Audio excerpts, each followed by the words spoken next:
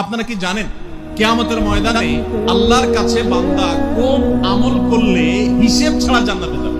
জানেন কেউ? বলতে পারেন কেউ? ভাই, আল্লাহর কাছে হিসেব দিয়ে জান্নাতে যাওয়া কি সহজ কাম না কঠিন কাজ? আরে আল্লাহর কাছে তো অনেক দূরের কথা।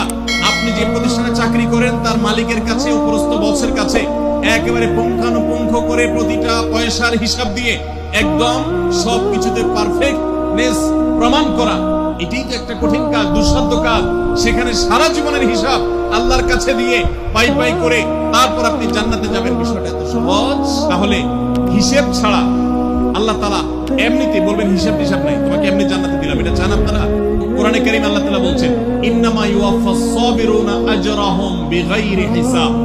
আল্লাহ বিনিময় দেওয়ার ক্ষেত্রে, সওয়াব দেওয়ার ক্ষেত্রে দুনিয়াতে যারা সবরকারী হবে, যারা ধৈর্যশীল হবে, যারা সহিষ্ণু হবে, যারা নিজেকে নিয়ন্ত্রণ করতে পারবে, এই সবরকারীদেরকে আল্লাহ তাআলা হিসেব ছাড়া দিবেন।